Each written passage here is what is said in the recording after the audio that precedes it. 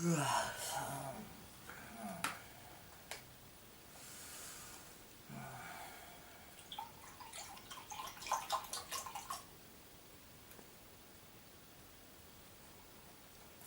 voit le générique.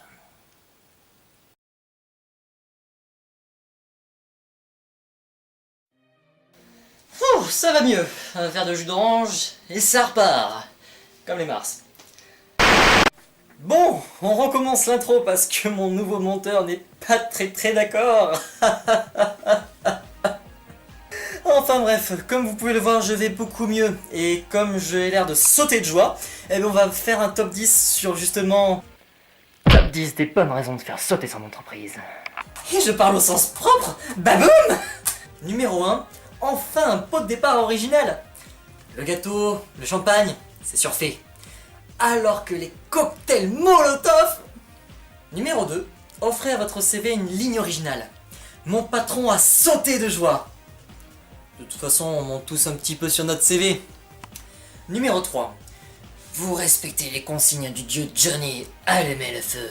Ça fonctionne aussi avec Jean-Louis Aubert et sa chanson La Bombe Humaine. Numéro 4, cela fait 3 jours d'affilée qu'ils vous servent du poisson à la cantine. Ils se fichent de vous. Il faut que quelqu'un paie. Ils ne savent pas que vous avez vu l'intégrale de 24 heures. Numéro 5. Quand on n'a pas les moyens de faire un feu d'artifice, il faut être inventif. Et ramener des potes, plus on est de fous, plus on rit. Numéro 6. Ce sera toujours une entreprise que la mondialisation n'aura pas. Libérée des chaînes du marché mondial. Bim à la rébellion. Numéro 7. Vous avez déjà pris tous vos RTT et tous vos congés payés, mais vous voulez quand même vous assurer des vacances en août. Vous avez trouvé la solution. Et si vous vous faites pincer, ce sera même vacances payées par l'État. Numéro 8. Marlène, la blonde pas farouche du service compta, est une véritable bombe. Et si vous voulez l'impressionner, montrez-lui votre véritable bombe. Numéro 9. C'est le moyen ultime de prendre votre boss au mot quand il disait encore hier « Encore un coup comme ça, Jean-Marc, et tu sautes !» Vous n'aurez plus qu'à rajouter « Avec toi, mon pote ». Numéro 10. Vous n'avez pas trouvé le moyen d'exister médiatiquement. Le buzz, mes amis. Le buzz. De nos jours, on ne peut plus se faire connaître par son talent. Il vaut mieux se faire connaître dans la rubrique Faits divers.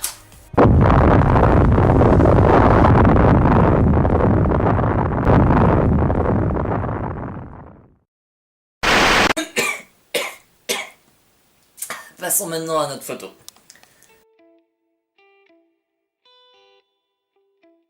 Ouais, c'est la fête! Des bières, une piscine, de quoi faire un barbecue. Et puis ils ont trouvé le truc pour ne pas sortir de l'eau. Les rallonges électriques dans l'eau. Des rallonges électriques dans l'eau? What? Et qui tiennent avec un morceau de bois et de tongs. Mais ils savent pas ce que ça peut faire.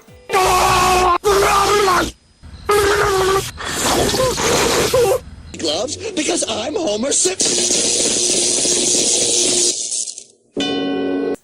J'aime les Simpsons. Je ne sais pas combien de bières ils ont bu, mais là on a atteint un haut niveau de conneries. Ça me rappelle Michael Vendetta. Alors certes, on ne connaît pas le contexte, mais même si c'est pour faire une blague et qu'il n'y a pas d'électricité branchée, ça reste une belle idée de merde. Au cas où vous ne le sauriez pas, les rallonges sont maintenant dangereusement utilisables.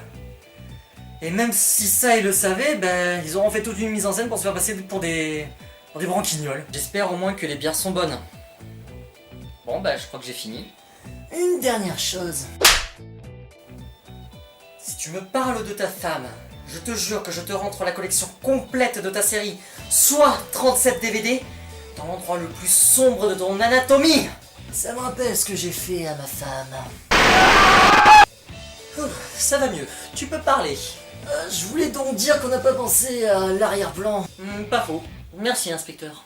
Je me fais remercier par un homme qui m'a mis 37 DVD dans le derche, quand j'en parlerai à ma femme. Bref, l'arrière-plan.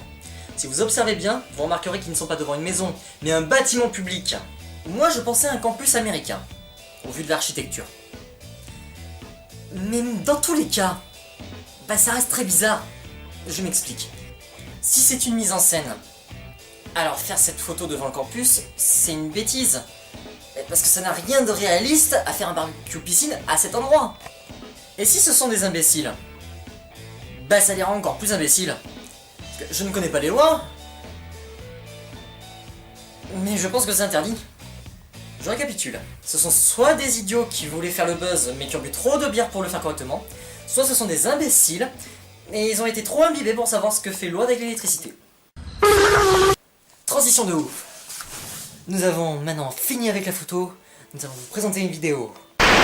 Mon monteur n'est toujours pas d'accord pour que je fasse ce genre d'improvisation, alors je vous présente maintenant une vidéo. Une fois n'est pas coutume, mais le deviendra peut-être, je vais aujourd'hui vous présenter un nouveau youtubeur qui en une semaine et en une vidéo s'est fait relativement bien connaître avec 3800 vues. C'est pas trop mal. Il s'agit de Abrégé, Jojo Abrégé, qui est en fait un groupe de 3 amis, dont le plus gros du boulot est fait par 2 d'entre eux, la troisième personne étant une jeune demoiselle qui fait seulement les doublages féminins. Bande de machos! Et ils font une série abrégée de l'animé Jojo Bizarre Adventure.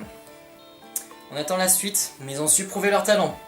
Je vous propose maintenant de regarder un extrait de leur premier épisode. Maintenant! Tiens, viens me voir. Tes médicaments sont à gauche, mon petit papa en sucre. Ah, c'est pas pour ça, tu dois. Ton whisky est à droite, père adoré. Merci. Non, attends. Je te parlais de ton avenir. Un avenir plein de pognon. Oui. Ça remonte à l'époque où je n'étais qu'un simple, mais honnête, pire de cadavre. Et ben ça alors, mate-moi ça. Je t'avais bien dit que les riches se séparaient jamais de leurs bijoux de famille. Non mais t'es dégoûtant, grossier personnage. Hein, quoi tu disais? Non, rien.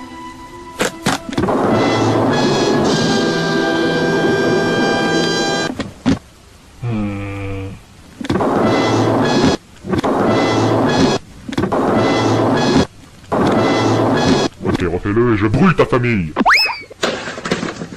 Allez, on prend le reste et on se casse. Oh. Bonsoir messire, ravi de faire votre rencontre. Mon nom est...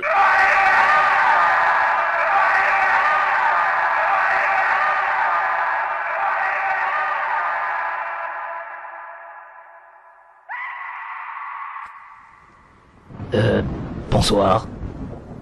Et en ce qui me concerne, De quoi? eh bien, c'est une série abrégée. Pas tout de suite à l'essentiel, sinon on n'est pas couché. Ah, les jeunes de nos jours. Bref, ce Richard croit qu'il me doit la vie, et il veut bien t'adopter après ma mort. Il s'appelle Joe Star. Tu vois que je prends soin de toi. Et raison de plus pour bien chouchouter ton père avant qu'il casse sa pipe. Tiens, bonne idée ça. Sinon ton whisky... Avec ou sans cyanure?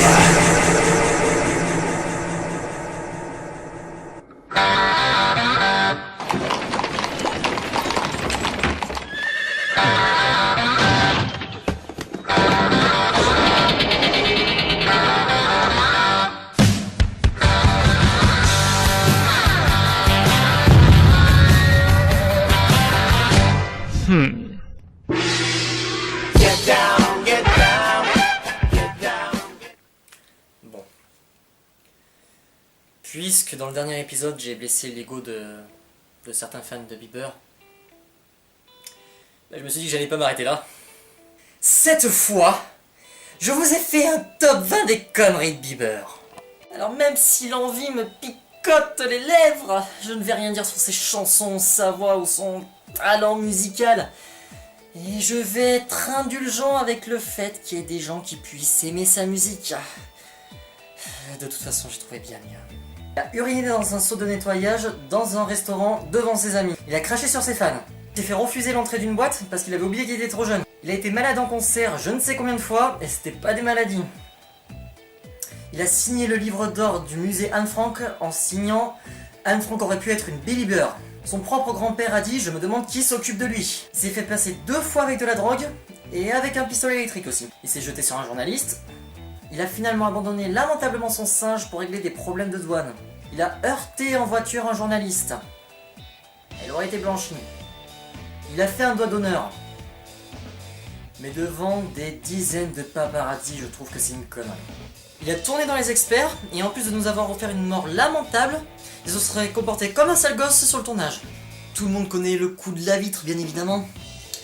On ne sait pas qu'il a réussi à s'évanouir quelques secondes avec ça. Il nous a montré son cul sur le net. Pour lui, la drogue, c'est pas suffisant. Il est aussi accro au tatouage. Alors je n'ai rien contre les tatoués et les tatouages, bien au contraire. Mais 10 en 2 ans, je pense qu'un peu de réflexion ne lui ferait pas de mal.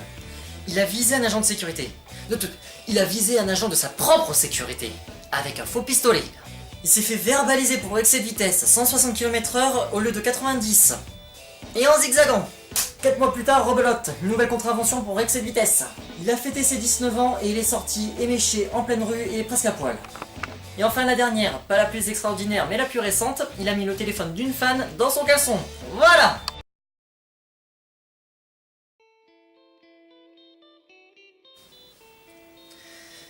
Note de l'auteur.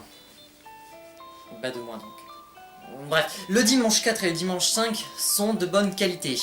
Et c'est grâce à la caméra de mon nouveau monteur, le revient du, qu'il a pu me prêter. Et malheureusement, il pourra pas toujours me prêter sa caméra, donc je serai obligé d'en tourner d'autres, et peut-être même souvent, avec la webcam pourrie, donc ne vous y habituez pas trop. Désolé. Bon, on a fini là? Ouais, je crois. Bon bah je me casse hein. Ah ouais, quand même, bon d'accord.